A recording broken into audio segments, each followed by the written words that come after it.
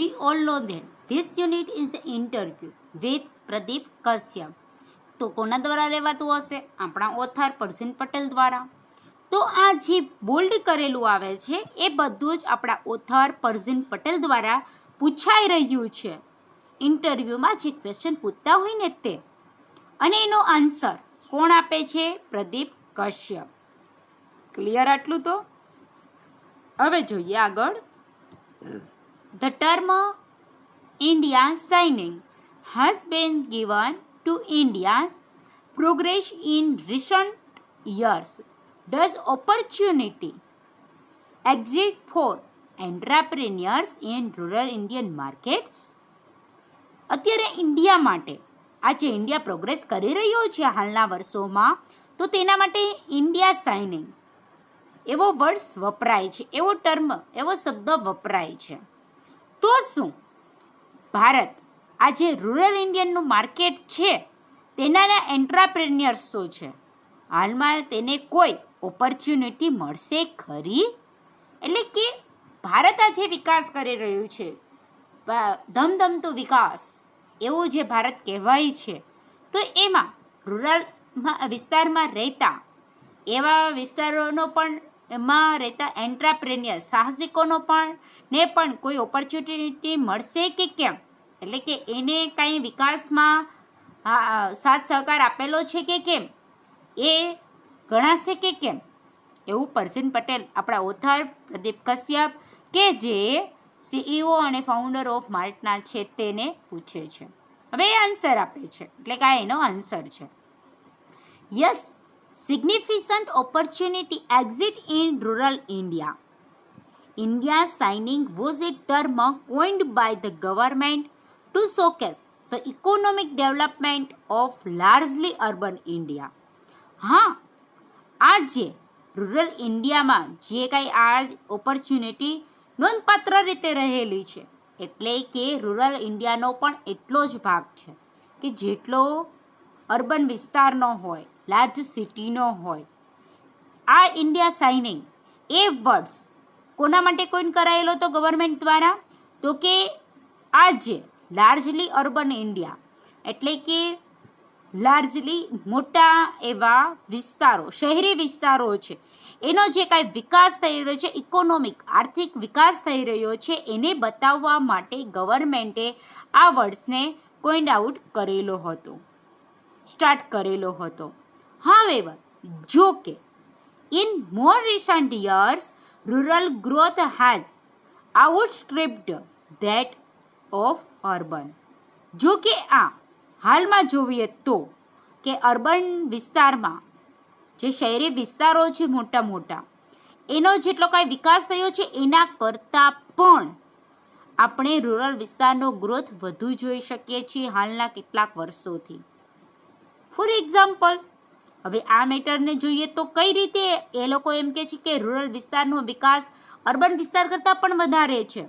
કે for example, in recent years fast moving consumer goods growth in rural India has been around 17 या 18% as compared to only 11 to 12% in urban India. જ્યાં fast moving consumer goods છે કે જેની જીવન જરૂરિયાતોની વસ્તુઓ સંકળાયેલી છે એની સાથે, એ નો વિકાસ રૂરલ ઇન્ડિયામાં કેટલો છે હાલમાં જોવા જઈએ તો 17 થી 18% છે. જ્યારે અર્બન ઇન્ડિયાની કમ્પેરમાં જોવા જઈએ તો અર્બન ઇન્ડિયામાં માત્ર કેટલો છે? 11 to 12%, 11 થી 12% જ છે, કે જ્યારે રૂરલ વિસ્તારમાં 17 થી 18% છે. એટલે કે આમાં જે જીવન જરૂરિયાતોની વસ્તુ આપણે મેળવી શકીએ છીએ એવી જે કાંઈ વસ્તુઓ છે એ બધી જ આમાં સમાવેશ થઈ જાય, તો એનો ગ્રોથ એના લીધે જ રૂરલ ઇન્ડિયા છે એ અર્બનને પણ પાછળ છોડી દીધું છે. This is also reflected in industries such as durable and automobiles. અને આ છે તેનું પ્રતિબિંબ આપણે રિફ્લેક્ટેડ ઇન્ડસ્ટ્રીમાં જોઈ શકીએ છીએ કે જે ડ્યુરેબલ એકદમ ટકાઉ અને ઓટોમોબાઈલ્સ એવી ઇન્ડસ્ટ્રીઓ થ્રુ જ રૂરલ ઇન્ડિયામાં આ બધું પોસિબલ બન્યું છે. એટલે કે રૂરલ ઇન્ડિયા પણ સતત ને સતત શાઇનિંગ ઇન્ડિયા જે ટર્મ ઇન્ડિયા માટે યુઝ થઈ રહ્યો છે ઇન્ડિયાની પ્રોગ્રેસ માટે, એમાં એનો પણ એના જે કાંઈ રૂરલ ઇન્ડિયાના એન્ટરપ્રિન્યોર્સ રહ્યા, રૂરલ ઇન્ડિયાના માર્કેટમાં જે એન્ટરપ્રિન્યોર્સ છે એને પણ ઓપોર્ચ્યુનિટી મળતી રહી છે એવું ક્લિયર થાય છે. હજી એક મેટર આપી છે જોઈએ તો, rural India is now A $1 trillion economy equal to the economy of Canada or South Korea. $1 trillion economy છે રૂરલ ઇન્ડિયાની. ટ્રિલિયન એટલે કેટલા? તો કે 1000 બિલિયન. એકની પાછળ 12 મીંડા લગાડો જેવડી આવક થાય એટલા ડોલર ઇકોનોમી રૂરલ ઇન્ડિયાની છે હાલમાં. કે જે કેની? તો કે કેનેડાની અને સાઉથ કોરિયાની અત્યારે હાલમાં જેટલી એ આખા કન્ટ્રીની જેટલી થાય ને ઇકોનોમી, એટલી તો માત્ર રૂરલ ઇન્ડિયાની છે. If you add towns with population below 1 million, then the rural and small towns economy account for 75% of India's GDP, while the 50 top cities representing urban India contribute only 25% of the country's GDP.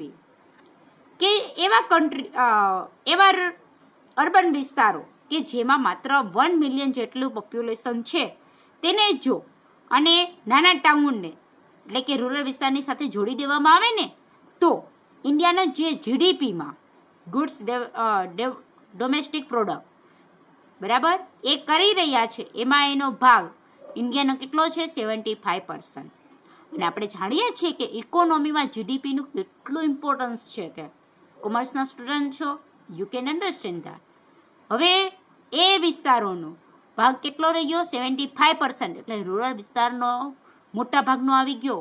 V can come to know that. જ્યારે 50 ટોપ cities, ટોપના આપણા 50 cities કે જેઓ મોટા urban વિસ્તારમાં આવે છે, એ લોકો એ વિસ્તારનો અર્બન ઇન્ડિયાનો માત્ર કેટલો ભાગ છે ઇન્ડિયાની જીડીપીમાં? તો કે 25%. જસ્ટ 25%.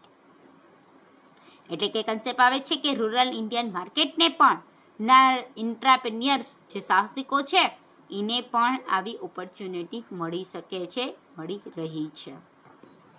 હવે આગળ છે આવું, what are the factors driving consumptions in rural India? Rural India આ જે કાંઈ કન્ઝ્યુમ્પશન વપરાશને કાંઈ લક્ષીને જે કાંઈ ફેક્ટરો છે તો એ કયા છે? કઈ રીતે એ લોકો વાપરે છે કે કઈ રીતે મેળવે છે, એટલે કે એનો રોજગાર કઈ રીતનો છે એના અંગેનો કન્સેપ્ટ જોઈએ તો, approximately 800 million people live in rural India, of which at least half earn less than $1 per day. Approximately આશરે 800 મિલિયન પીપલ કે લોકો કે જે રૂરલ વિસ્તારમાં રહે છે તેની ડેઈલી એક દિવસની આવક આપણે જોઈએ તો કે $1 મુજબ માત્ર એક કે એથીને પણ ઓછી છે. લેસ ધેન એના $1 થી પણ ઓછી છે. The other half earn between $1 to 5 per day. તો કે બીજા અડધા જે કન્ટ્રીના છે તે કન્ટ્રીનો અડધો ભાગના એક દિવસમાં $1 થી 5 જેટલું કમાય છે. એટલે કે કોઈની 2 હોય, કોઈના $3 એવી રીતે. There are only 50 million rich people in rural India, meaning those that earn more than $5 per day. માત્ર 50 મિલિયન લોકો જ છે કે જે લોકો રીચ છે, પૈસાદાર છે. એટલે કહેવાનો મિનિંગ શું? તો કે એઓની આવક પર ડે $5 થી પણ વધુ છે. એટલે કે આપણું અર્નિંગ રેટ ઘણો ઓછો છે એવું કહી શકાય. એટલે આવી ગયું ને, લિમિટેડ રિસોર્સ છે છતાં પણ વિકાસ છે.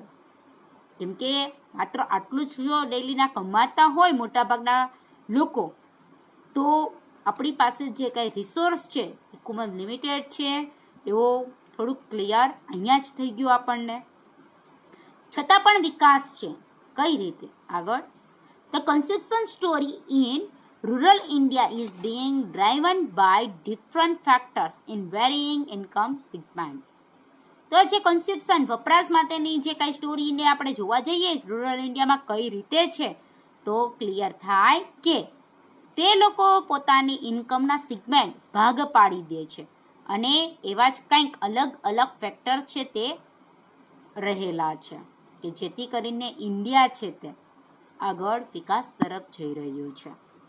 The Rural Employment Guarantee Scheme has added significantly to purchasing power of the poor through the $6 billion paid as wages annually. આ જે રૂરલ એમ્પ્લોયમેન્ટ ગેરંટી સ્કીમ, ગ્રામીણ રોજગાર ગેરંટી સ્કીમ જે રહેલી છે, એને શું કર્યું તો કે એના દ્વારા ગરીબો, જે આપણા ગરીબો રહેલા છે તેની ખરીદ શક્તિમાં નોંધપાત્ર ઉમેરો કરવામાં આવ્યો. અને કઈ રીતે? તો કે વાર્ષિક વેતન વેજીસ એન્યુઅલી, વાર્ષિક વેતનના $6 અબજ દ્વારા ગરીબોની ખરીદ શક્તિમાં એને શું કર્યો? નોંધપાત્ર ઉમેરો કર્યો. એડિડ સિગ્નિફિકન્ટલી, નોંધપાત્ર ઉમેરો કર્યો. પછી આગળ શું કે છે? સિમ્યુલટેનિયસલી, સાથોસાથ, the wage rate for private work in rural India has also gone up because of the higher wages paid under the employment guarantee scheme.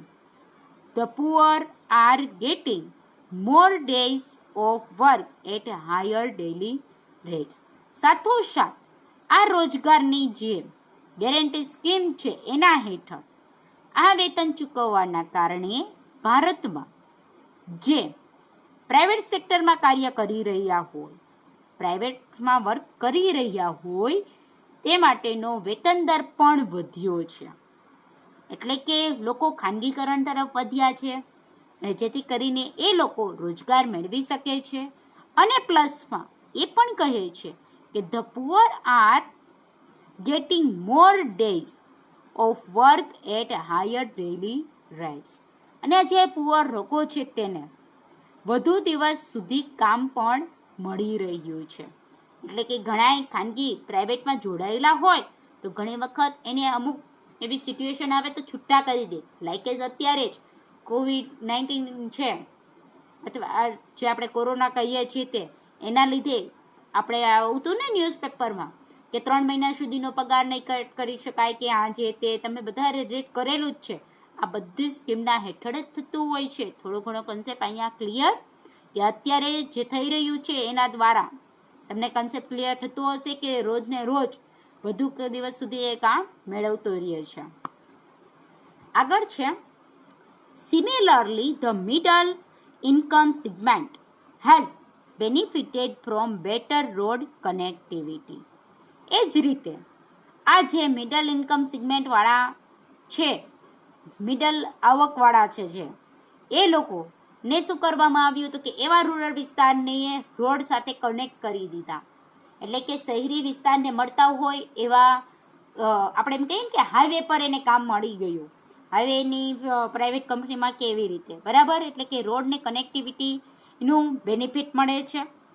Youth living in this areas have bought motorcycles and taken up more lucrative jobs in nearby towns.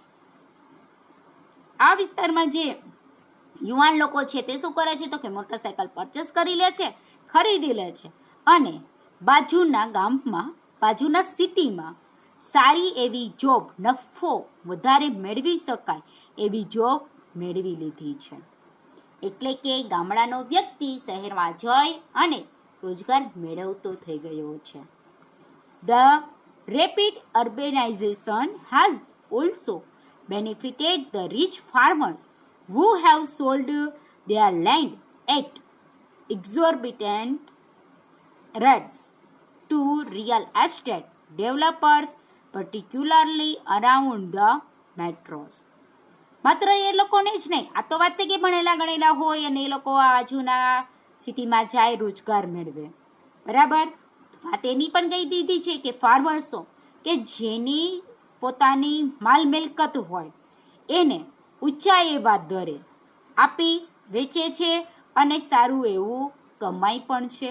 એ લોકો પણ શું કરે છે તો કે benefit મેળવી રહ્યા છે, ફાર્મર લોકો પણ, અને રીચ બની રહ્યા છે.